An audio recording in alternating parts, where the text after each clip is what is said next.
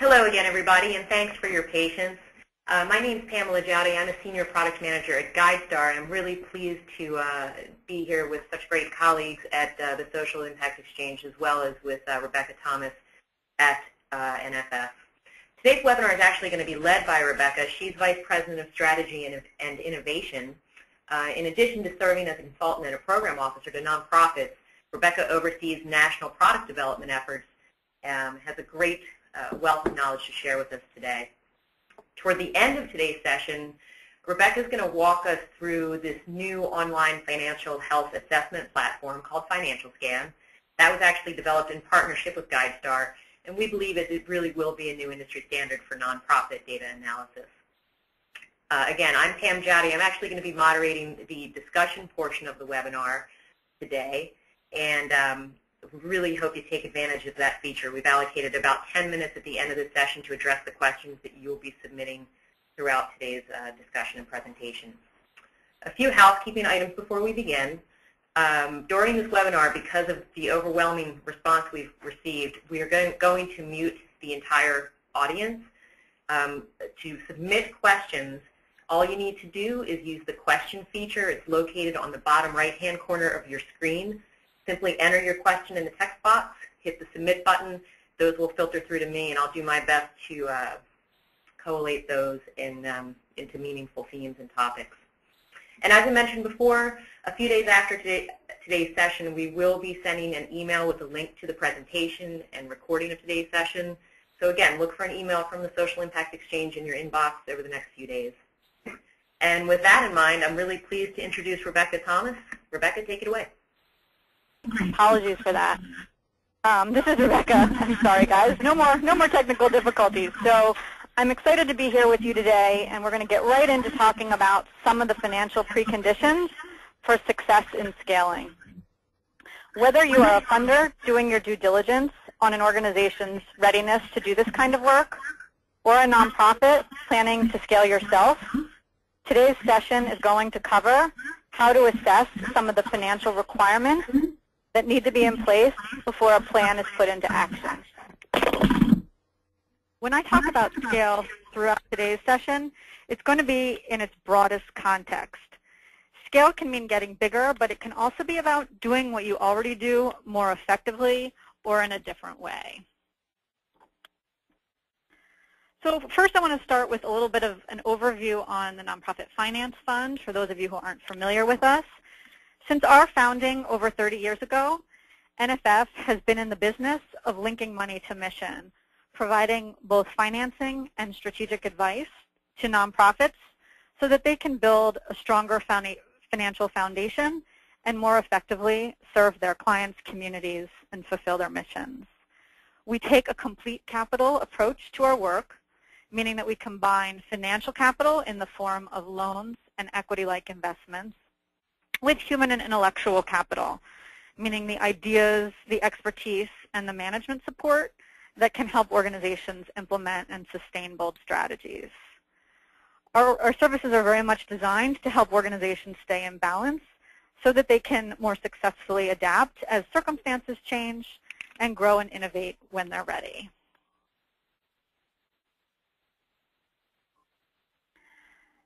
So today we're going to keep the workshop at a relatively high level and share with you what we encourage you to pay attention to when investing in or executing a plan to scale. For some of you, this content may be a refresher. For others, we hope we'll introduce you to some new terms and concepts. And either way, for everyone, there should be some language and ideas to help inform your efforts to achieve impact through scale. So today's goals. First, we're going to discuss some of the basics of assessing the financial health of nonprofit organizations that are seeking to scale their impact. These won't necessarily be the metrics that you're most accustomed to hearing about. There's actually a lot of misinformation out in the world about what to measure and why it matters. And at NFF, we really focus on some of the ratios and trends that are most closely associated with organizational health, and therefore we believe improved likelihood of strong programmatic outcomes over the long term. Second, we're going to discuss the distinction between capital and revenue in the context of this scaling conversation. because maintaining an existing business model actually has very different implications than investing in organizational growth or change. Different kinds and amounts of money are required for each, and we'll talk about some of those differences. And then finally, as my colleague Pam said, we'll be introducing you to Financial Scan, a new online data platform for analyzing nonprofits' financial condition over time. We hope that this product will become a new industry standard for doing comprehensive nonprofit financial analysis. And of course, we will take time for your questions. So scaling can be destabilizing by its very nature. As you all know, with experimentation and innovation and change come risk and the need for regular course corrections. Far too often we see at NFF that organizations are encouraged to scale before they're ready, and the consequences can be harmful to organizations and to their communities. So scaling in size or in impact is complex, it's multifaceted, and it isn't for every nonprofit. It should be undertaken, we believe, if sort of these 5 preconditions are in place. First, programmatic excellence, a compelling mission. Second, leadership, not just the vision and strategy, but also a track record of strong execution and a commitment to ongoing learning. Third, financial strength, by which we mean a business model that contributes to a healthy balance sheet. Fourth, business planning that is rigorous and data-driven. And fifth, enough of the right kinds of money, both capital to fund periods of change or growth and revenue to support that change year in and year out. Today our focus is going to be on the finances, because if they aren't stable, none of these elements will be either over the long term. So whether you're a funder investing in scale or a nonprofit undertaking it, here I'm providing just a very simple framework that we're going to go through today for thinking about scale through a financial lens. Step 1 is the assessment phase, understanding an organization's financial readiness to support its scaling efforts.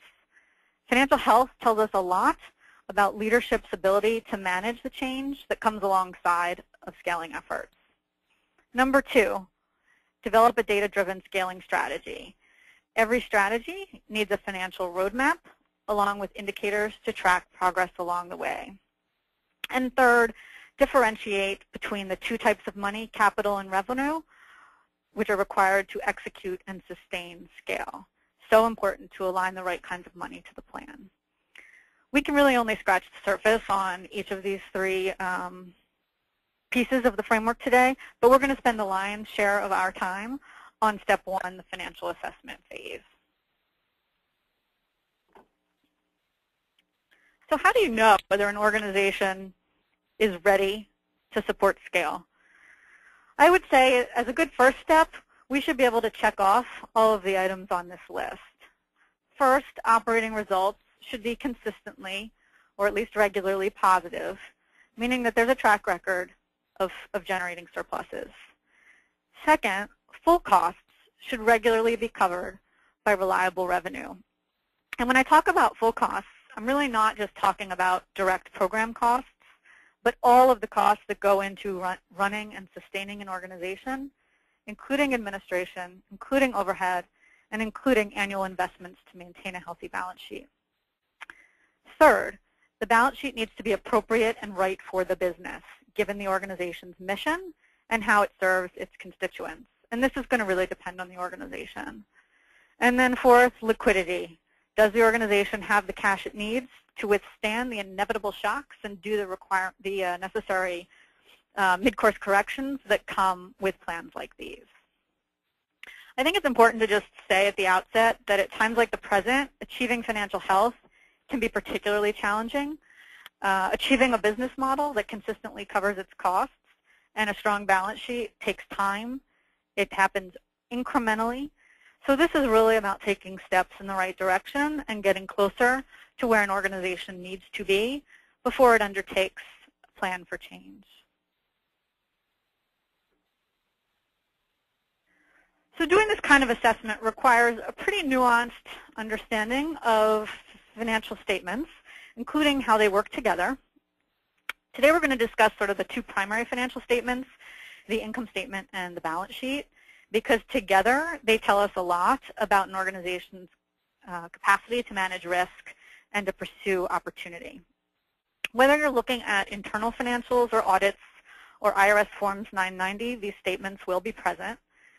And in our experience, nonprofit managers are a lot more familiar, and the same is true of grant makers, a lot more familiar and comfortable with the income statement and finding the bottom line or the surplus there than they are with sort of going through the balance sheet and identifying some of the trends in the balance sheet and also identifying the bottom line or the net asset composition of the organization's financial position.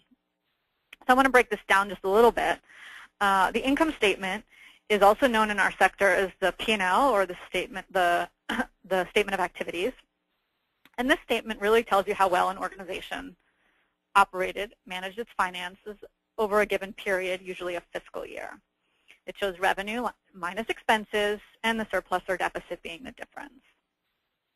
The balance sheet is also known as a statement of position and comprises assets, what an organization owns, liabilities, what it owes, and net assets, the difference. It's a snapshot of an organization's financial position at a point in time, and it reveals the cumulative impact of decisions an organization has made and the circumstances that surround it. It tells you things like how much working capital and savings are present, how depreciated are facilities, how much wear and tear are there on fixed assets, how much debt and other obligations might be owed. The bottom line of the balance sheet, as I said a moment ago, is the net assets or the net worth. And what's really important here is that net worth is directly impacted by what happens on the income statement. If organizations run surpluses, they increase usually their cash position and their net worth. If they run deficits, they're diminishing their liquidity or increasing their liabilities and weakening their net assets.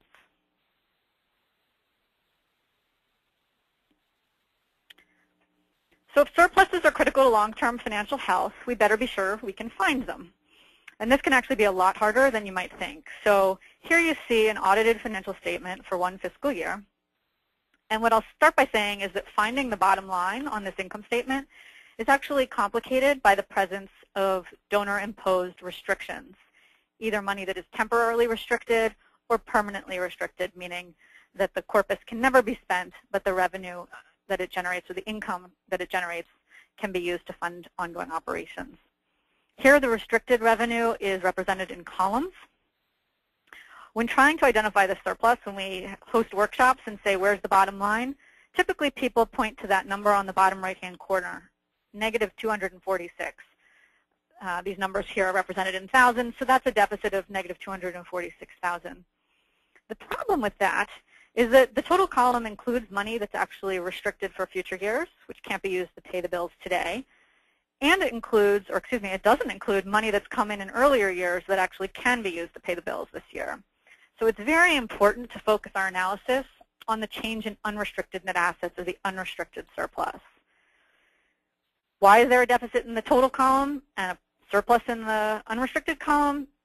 Well, it's because this organization actually had $749,000 in temporarily restricted funding from previous years that it was able to release in the current year to offset its expenses and contribute to its positive bottom line results.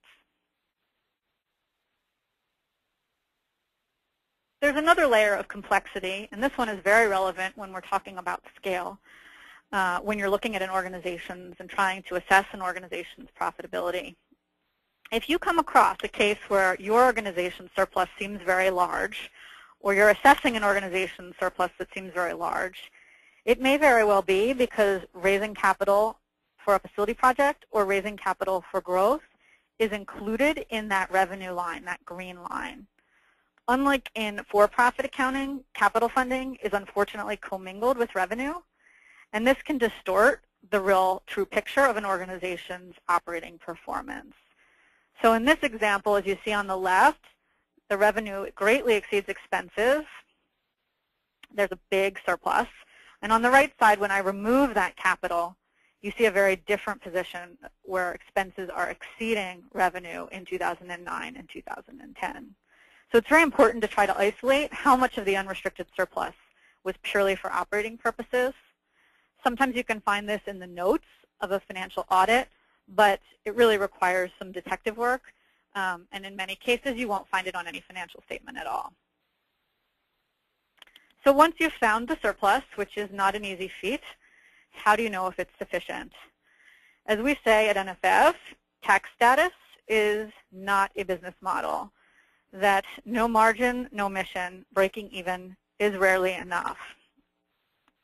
Just like in the for-profit world, nonprofits need surpluses to both maintain the status quo and to fuel future scaling efforts. Surpluses can also be a source of growth capital, and they can be sort of used alongside dollars that are raised through special targeted fundraising efforts. So when you're thinking about surplus sizes, it's critical to consider full costs. What do I mean by full costs? Well, I don't just mean all the things that are found in the expense section on the income statement. Organizations also need to make regular investments to maintain their balance sheets. So if you look at this pie here, the only items that you'd actually find on the income statement that we just went through are operating expenses and depreciation expense, which is warrants a workshop or a webinar all in its own, but suffice it to say it's a proxy for the wear and tear on an organization's fixed assets. All of these other pieces of the pie are balance sheet investments that need to be done, if not on an annual basis, then at least on a regular recurring basis. So the bottom line here is that surpluses need to be sizable enough so that organizations can not just pay for their recurring operating costs, but stay current on their debt, reinvest in their fixed assets and technology, build working capital to manage the cyclicality of cash flow, and contribute to long-term savings. I will tell you this is not an exact science, and it's going to be very different for every organization. That being said, we always get the question, how much is enough? Can you give us a rule of thumb? What I'll ask you to remember here is that this is only a guideline, that different organizations require different amounts of surpluses for all the reasons that we've been discussing. But generally speaking, if we see an organization that is consistently covering its full costs, generating surpluses in the range of 3% of operating expenses or more, that's a pretty good, there's a pretty good chance that the organization is healthy or moving in the right direction. If we see an organization that is struggling to break even and only running surpluses in sort of the off years, and those results aren't contributing to those balance sheet investments that we just talked about, we might begin to put up a red flag. And then if an organization is consistently growing annual deficits of 3% or more, that's very much something that would require immediate attention and probably not be a good candidate for any kind of risky endeavor, whether it's scale, innovation, or otherwise.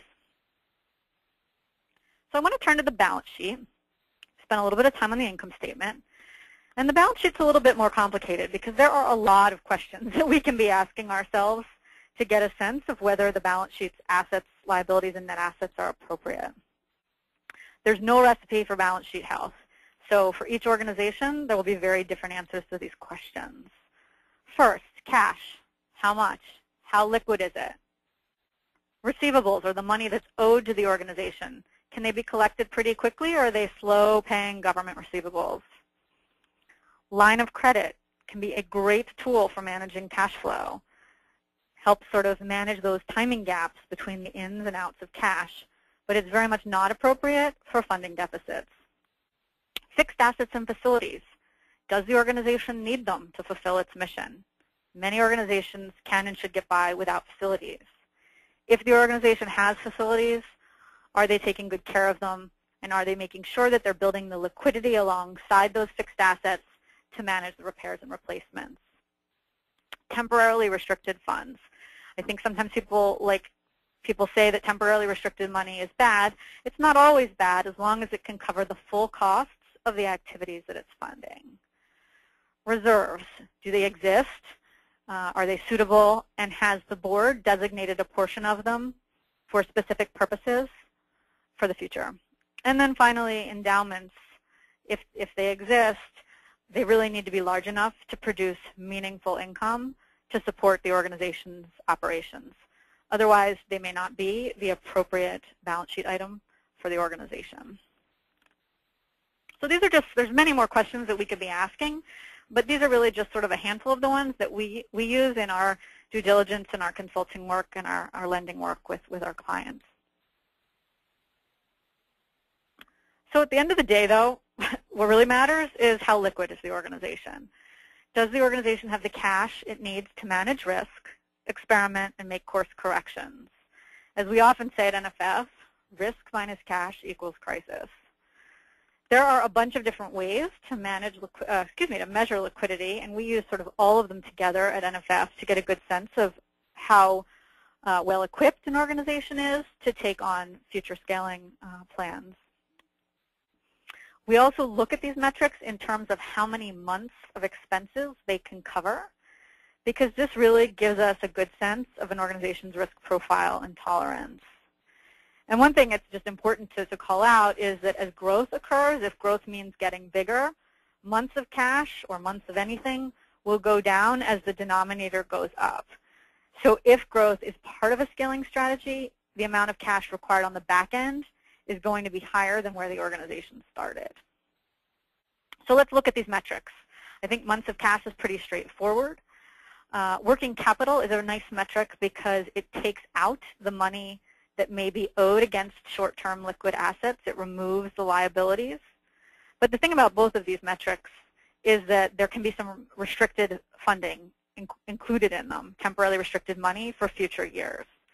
So that's one of the reasons why at NFF we spend a lot of time looking at the months of unrestricted liquid net assets, because what this does is it takes out the liabilities, just like working capital, but it also removes the restricted assets, and it removes any fixed assets that might exist that, while they may be unrestricted, certainly can't be used to make payroll. So it's the portion here of the unrestricted net worth that is readily available for operation that we like to look at. You can calculate months of cash and working capital pretty easily. Months of unrestricted liquid net assets, you're not going to find this on a financial statement. Again, requires a little bit of detective work, but the calculation is here for you to take home and think about. Again, the guideline, how much is enough? A question we get all the time. What I can tell you is that we encourage most organizations to aim for 3 months of cash or liquidity and it can be through a combination really of cash or access to cash through a line of credit. But having said that, there are always caveats. Organizations that have facilities oftentimes need more than 3 months of cash. Heavily government-funded organizations that rely on slow-paying government contracts oftentimes need access to lines of credit that are greater than 3 months' worth. And growth definitely requires more liquidity because of all the risks involved in undertaking really scaling of any kind, whether it's getting bigger or doing things differently. So the best way to determine what's really enough is to do an analysis of the organization's forward cash flow and to combine that analysis with a discussion about the future risks that the organization faces and the future plans for growth or change. So we've done sort of a whirlwind tour of Finance 101 or financial analysis done right, and we're back to where we started. I think we've talked about each of the items on this list here, and if an organization can check off these things in most years, then it's well on its way to having the kind of financial foundation that will be supportive of future growth, change, or repositioning. So now we're going to go back to our framework. If step 1 was about assessing financial health, step 2 is going to be a little bit more art than science. We do a lot of work at NFF with organizations that are seeking to scale or make major changes to how they execute their programs. The success of this kind of change depends a great deal on the rigor of their planning process. And strategy development is really quite complex and outside of the scope today, so what I really want to focus on is the financial piece, because we see so many strategies that are divorced from financial plans and capitalization plans for the balance sheet. A good scaling strategy will include all of the things on this slide. The first is 3 to 5 year financial projections, and projections that are grounded in historical performance, an assessment of existing and future demand, and an understanding of what kinds of capacity investments, meaning staff, systems, and so forth, that will be required to support whatever change is taking place in the organization. Second, we need to make sure that these plans have financial and programmatic metrics so that leadership has a loose roadmap to guide its plan. And it's important that this roadmap include things that can be counted every year, like the number of children served or the number of individual donors or the number of satellite offices. But it's also important, as I think many of you already know, that the plan include longer-term outcomes, the results that are directly associated with mission fulfillment. And then I want to also say that it's important to remember and recognize that change and growth very rarely happen in a straight line, that the plan can't be rigid because iteration will happen, and leadership, both at management and board levels, needs to be prepared to take time, reflect, and make the necessary adjustments along the way. Having that good data at the start of a scaling strategy can really help ensure that the mid-course corrections happen at the right time and in a particularly targeted fashion. So step 2 is linked to step 3, our final step for today, which is aligning the money to the plan. It's important to be clear that 2 types of money, both revenue and capital, serve very different roles in an organization's scaling strategy. In the for-profit world, the differences are quite explicit. In our sector, not so much. Scaling requires capital. You might hear it referred in some circles to as philanthropic equity.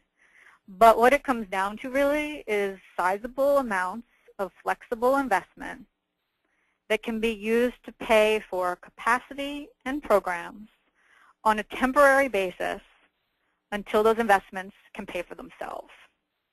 This kind of capital, growth capital, change capital, is not to be confused with annual operating money, the recurring revenue that organizations need to do what they do already, to pay for an organization's activities today and to pay for them in the future once the scaling period is over.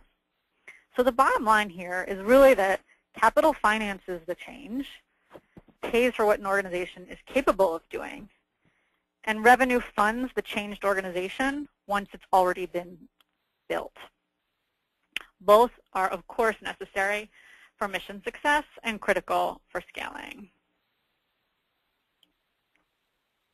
I'm going to walk you through this slide, but I want to say first that the particulars of what capital is spent on is actually far less important than what the capital achieves. So in addition to achieving desired program outcomes, capital needs to be invested in ways that allow an organization to achieve a business model that reliably covers its costs. The capital needs to be invested so that the organization can build its revenue muscle, its revenue engine, that will allow it to sustain that change to its costs progressively over time. So how do you know if that's happening? This is where the financial reporting can really help, and this is what you see here on this slide. So essentially, what you're seeing here is that the red colored line shows the organization's surplus or deficit during a period of scale. And as you can see here, the organization is running deficits as its cost structure grows ahead of growth in revenue. And that deficit is actually diminishing over time. Below the red line, you can see the orange, both the orange 700,000, which shows how much capital came in and when it came in. So this organization raised $700,000 in capital in 2011. And then you can see how the capital is being spent down over time between 2011 and 2015. By 2015, this organization has invested its capital in ways that actually have led to a more viable operating model. So as you see, as the capital goes down, as the orange goes down, the deficit in the red bar goes down alongside it. So what this shows us is exactly how much money this organization needs to realize its scaling strategy and to arrive at a place where it can sustain the new cost structure of a changed organization. This stuff can be pretty complicated, and the link here on the bottom is to a 3 or 4 page paper that we wrote about the financial accounting for organizations that are undertaking change. But the bottom line here is that it's really important to distinguish between revenue and capital in our thinking, in our fundraising, in our grant making, and in our accounting. So some takeaways for what we've talked about so far today. I want to say that regardless of the scaling strategy that you as an organization or you as a funder might be considering, it's important to get the financial analysis and the planning done right at the beginning. Nonprofit leaders need to accept that not every scaling opportunity will be worthy of pursuit, that we need to get our costs into better alignment with revenue before undertaking major change, and that if we decide to scale, we need to be very clear about the differentiation between what we need to get there and then what we need to sustain ourselves once we've arrived.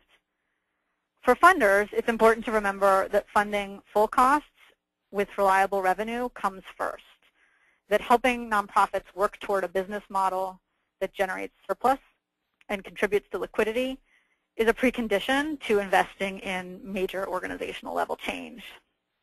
And it's also important for funders to be clear about their role. Are they providing revenue, capital, or both? Organizations will certainly always require subsidy to run their programs and operations and need funders who are willing to provide that kind of money, but they also need funders who are periodically willing to provide sizable amounts of capital. And right now, as we all know, there's not enough of either.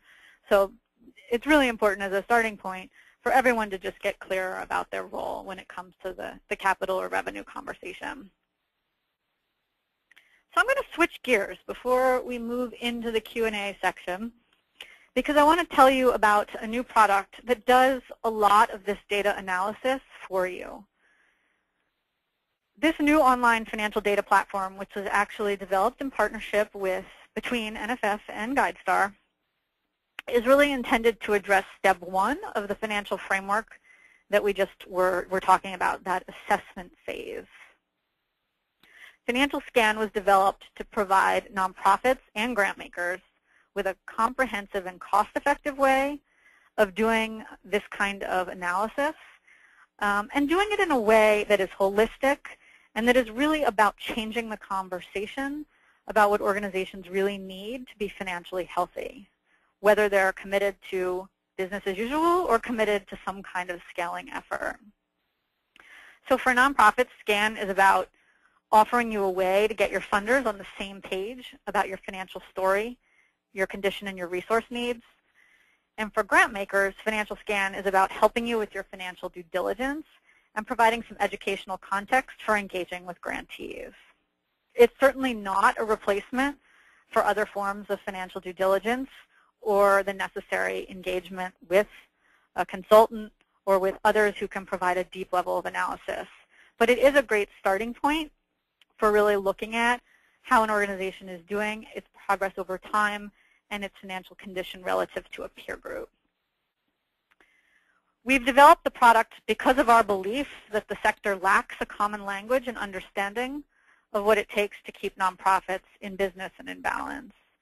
Some of the existing data platforms that are out there focus on spending metrics that we believe at NFF aren't actually correlated with a nonprofit's efficiency or effectiveness over time. And there's little agreement on sort of what to measure and why it matters. That's what we want to introduce to the sector, a more comprehensive way of looking at what to measure and why it matters. And then second, data collection, data reporting, and data analysis takes a lot of time and effort. Not everyone has the skills to do it. Not everyone has the time to do it.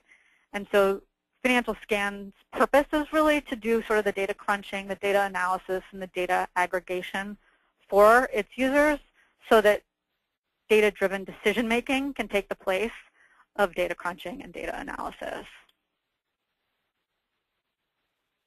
So what is it? It's a data platform for assessing nonprofit financial health and fostering more and better conversations. It can be run on up to 280,000 nonprofits, essentially anyone who files with the IRS a Form 990 tax return will have their data available to them through the financial scan. And we're really targeting all of the stakeholders who are involved in making and talking about social impact. I'm going to do a demo of the scan for you now. I want to just start by saying that it's available to the user in two ways, both through an online environment and in a printable, downloadable PDF. The online environment includes an organizational dashboard, which looks at 5 years of financial trends and ratios for one organization. It also includes a peer comparison dashboard that lets the user compare its financial condition with up to 5 peer nonprofits. And then the PDF report is much more comprehensive and nuanced. It provides the user with a lot more detail about some of the financial trends in the income statement and the balance sheet. It also has a really nice educational guide that helps users understand more about the insights behind the numbers, some of the interpretive information that is really useful to someone who perhaps is not sophisticated or used to this kind of financial analysis. So I am going to pull it up quickly and do a quick walkthrough. This is the financial scan as the user would experience it as they come to the site. And I've just selected an organization here, Big Brothers Big Sisters. And I'm going to search for the organization. You can see at the top here the navigation bar, which tells me the different components of the financial scan online environment. Because I picked a pretty sort of generic search criteria, I need to refine my search. So I'm going to look for Big Brothers and Big Sisters that are actually in the $5 to $10 million range by using this filter on the right-hand side. And I'm going to select the first one that comes up, which is the Big Brothers and Big Sisters of New York City. What you're going to see after this loads is a financial health dashboard. It looks at 5 years of financial trends for one organization, and it provides all of those juicy metrics that we've been talking about over the last 40 minutes or so. We're going to see the balance sheet metrics and the income statement metrics. We're going to be seeing metrics here that pertain to expenses, revenue dynamics, unrestricted profitability. Remember, making sure we look at that right bottom line, balance sheet composition, and liquidity. Those liquidity metrics that are so important prior to considering any kind of scaling effort are right here on the bottom of the financial health dashboard. We've also provided the user with some educational text, some context that helps, again, the user sort of understand what to look for, why it matters, and how to think about some of the numbers available in the financial health dashboard. It was really important to us to build an educational component into this product. There are also definitions and formulas available on the upper right corner. And if I were to click on this, I would get a glossary with all of the calculations for this data. Next, I'm going to select some peers. Again, I'm going to put in Big Brothers, Big Sisters, and I'm going to specify that I want to look at the between $5 and $15 million in revenue. Did I get the zeros right? 1, 2, 3, 1, 2, 3. And I do my search. And now I have the option of choosing up to 5 peers to add to my analysis. I'm going to just pick 5 for a moment, so bear with me.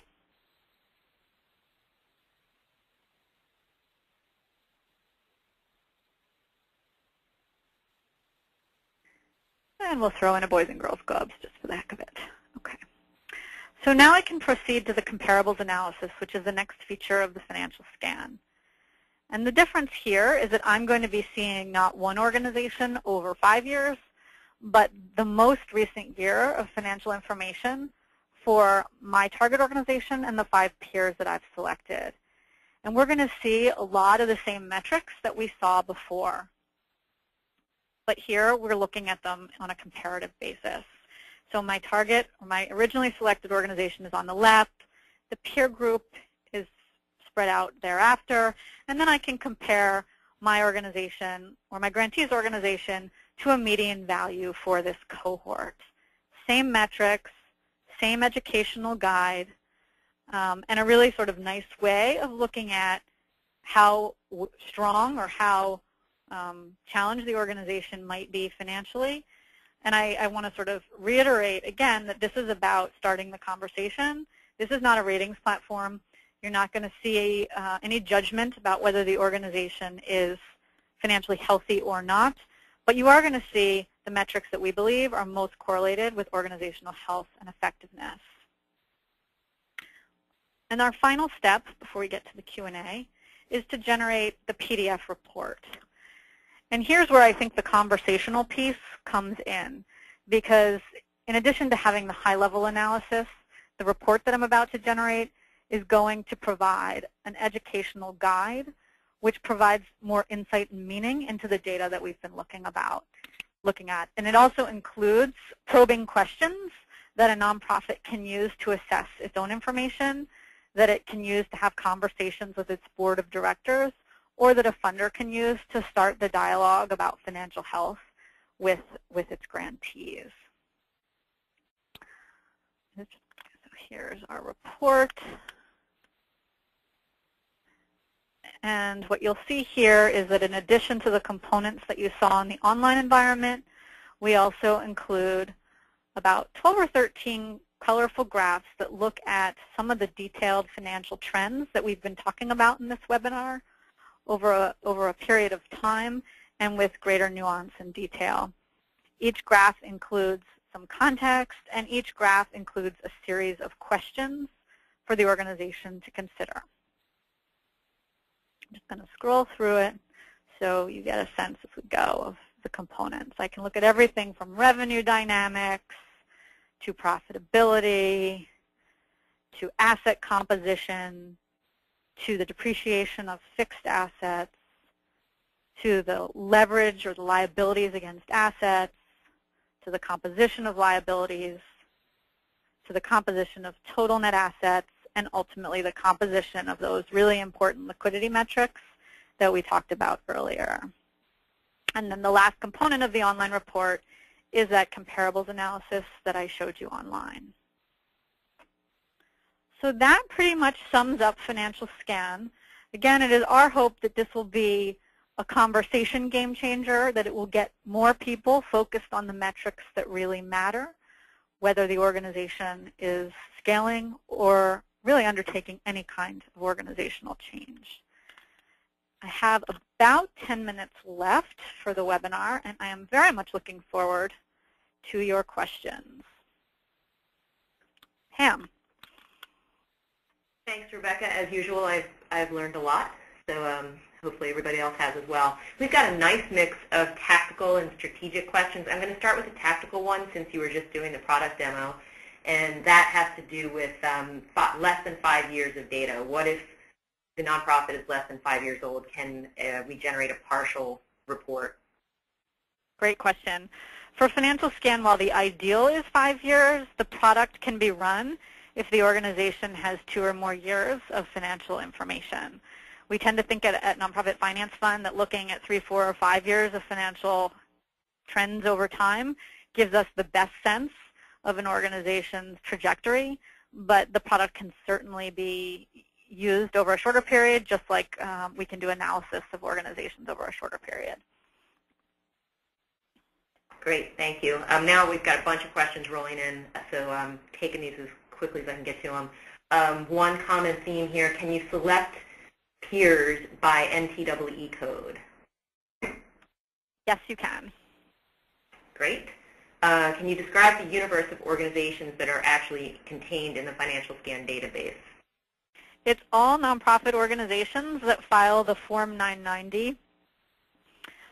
For the moment, very small organizations that file the Form 990 EZ, which is the form that is available for organizations that have a size of $250,000 or less, if their revenue is less than $250,000, those organizations will not be in this version of the product. It's our hope to create a version 2.0 that will be for smaller organizations, but because the actual IRS forms are quite different, we've chosen to focus primarily on those nonprofits that file the Form 990. But all nonprofits, all sectors, all geographies, all sizes, as long as they have filed the Form 990. Great. And we have about 8 minutes left. I want to be respectful of everyone's time. I basically have 2 tranches of questions here. One has to do with the financial scan tool, and the second tranche has to do with scaling and all that upfront legwork that Rebecca talked about. So let's stick to the financial scan questions, and then we'll reserve the last 5 minutes for the scaling and strategy questions. Rebecca, can you talk a little bit about limitations of using 990 data? Why, I guess a lot of questions in here about the trade-off between audited financials and 990 data. Great, that's a great question, because we get this question all along, and it doesn't even just apply to scan, it applies to any kind of financial analysis. There are some limitations to the Form 990. The primary one is that it does not distinguish between restricted and unrestricted revenue. That's sort of the biggest limitation of the 990. But having said that, NFF is pretty familiar with the 990, and we know that you can calculate an organization's unrestricted surplus or deficit by going to the balance sheet. So even though most people would calculate surplus or deficit by taking revenue minus expenses, we've actually done the calculation by looking at the balance sheet of the 990. So we have compensated for some of the weaknesses in the 990 data because of our familiarity with sort of how that particular form works. So that's, I would say, the primary limitation. We cannot in the scan break out restricted revenue and unrestricted revenue in its various forms, so we can't show you whether the organization's foundation money is restricted or unrestricted, but we can look at unrestricted liquid net assets on the balance sheet, and we can look at unrestricted surpluses and deficits. And in terms of timeliness, that's another question we get all the time. As everyone here knows, it takes time both for organizations to file the IRS Form 990 after their fiscal year ends, and it takes time for nonprofits to produce audits after their fiscal year ends. And those 2 forms are typically produced within the same time period. The only lag then that exists with this product is the lag between when the IRS gets the 990 and the time that it shows up in financial scan, which is about 4 months. Okay, great. Can the PDF report be converted to Excel format? It cannot yet, but that is on the list for our next product. Okay, and I think you covered this, but just to restate, how many organizations have the scan available? It can be used for up to 280,000 nonprofits, and the universe for peer comparisons is even greater. Okay. Nonprofit questions. How can a nonprofit access this tool? How much does it cost? And then related to that, can anyone look at a nonprofit's financial scan report? There is a version of the product that is at a significant discount for nonprofits. The price of that product is $250, and it's available for 48 hours. For nonprofits, scan is also sold for funders and other users as an annual subscription, which costs $2,500. Anyone can run a scan report for any organization that files the Form 990. Very good. So let's now shift gears to more strategic and scaling related questions, the first of which is very tactical. Can you just reiterate your definition of reserves? Exactly what do you mean by reserves? Sure. And people use this term loosely, so that's a great question. Cash does not necessarily equate with reserves. So organizations require cash in the form of working capital that is flexible, that they can use as they need it to deal with the cyclicality of their cash flow or to deal with unexpected events or circumstances that occur. But oftentimes, organizations that have built up several months of cash or more will take a portion of that cash and have their board designate it into a board-designated reserve. And what that really means is that there's a policy around the cash which governs when and how it will be spent and how it will be replenished once it has been spent. So a lot of times people say use reserves when they're talking about cash, and that's fine. But if we're sort of going to come at it in the most sort of formal and appropriate, if we're going to use the right wording, there's sort of working capital, which is money that's outside of reserve and flexible, and then there's unrestricted but board designated cash, which has a policy governing its usage. Thank you. A question about managing overhead, and are there any expectations to keep in mind while an organization is growing? I think one of the reasons that you will not see the overhead ratio anywhere in Financial Scan or in really any product or service that NFF offers is because we understand that as organizations grow, they also need to grow all of those capacity investments and administrative investments that occur usually in the early phases of growth. So I think it's important for organizations to be clear about what those capacity investments are going to be. And I think it's important for them to be clear about which capacity investments are one-time in nature and which ones are ongoing, meaning they'll be part of the new cost structure once the organization has scaled. But I really feel pretty strongly that there's not any right number or right percentage of overhead relative to other costs within the organization. That having said that, it is really important that there be strong programmatic results and outcomes that are achieved as a result of those investments in overhead. So it's not just that overhead is fine, but it's that collectively the investments in programs and operations and overhead should lead to a set of desirable outcomes. Great. And I know you spoke a little bit about the kind of loose guidelines for healthy liquidity ranges. We have a question here about, does NFF offer any guidance by issue or program area in terms of healthy liquidity? We don't. Our guidance is pretty much customized to each organization's financial condition. I've worked with both arts organizations and social services organizations that have need for just a few months of cash because they don't have many fixed costs or because they don't take huge amounts of risk. And I've worked with organizations in those same sectors who require 6 or more months of cash because of their growth plans, because of the innovative nature of their programs, or because of the complexity of their assets. So to get to a really good number, we really would have to work with the organization and help build a capitalization plan that was appropriate for them. Okay, great. And time for one more strategic question. Can you go back to net assets?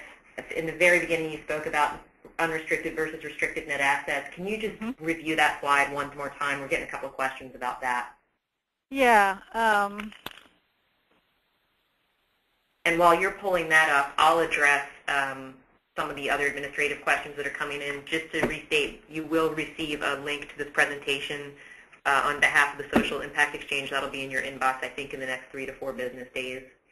I see a question about what if I want 10 or more, if I want to run this report on 10 or more organizations, and we'll address that question offline after the session. Just want to acknowledge that question was out there. So Rebecca, go ahead. Yeah, so the point I was trying to make on this slide, which I think is the slide in question, is that when you're trying to determine an organization's surplus or deficit, it's important to focus on the unrestricted column and look at the unrestricted change in net assets. Because at the end of the day, expenses are all unrestricted. So it comes down to whether the organization has enough unrestricted revenue in a particular year to pay for those expenses. The total unrestricted bucket, the total unrestricted column, is helpful. It tells you how much money came in total over a 1-year period. But some of that money may be for future years, and so it doesn't really give us a good sense of whether an organization had the revenue to cover its costs in the year in question. So if the question is, how well did the organization do in a given year? Was it able to meet all of its direct and indirect expenses? You need to look at the unrestricted column to get at that answer. And so you can get that clearly from an audited financial statement, and also in the financial scan we've provided a way to calculate that. Really important, too, in the context of scale, because sometimes when organizations undertake scale, they get a lot of temporarily restricted money to help scale them over a period of time, and that money can't all be spent in a one-year period. So you don't want to look at the total comm, you want to look at each year. Very good. Well, that takes us to 301, and again, thank you for the robust questions. Those that we didn't get to, we'll follow up offline after the session, but that did cover off on probably 80% of the questions, so thanks again. And Rebecca, do you want to close things out today? Yeah, thank you. I just want to say I'm thrilled that so many of you were able to join us today. I thank you for your really wonderful and insightful questions. I hope you will stay in touch with us to learn more, and I apologize for the technical difficulties that we had at the start of the session. And I hope everyone has a great afternoon. Thank you.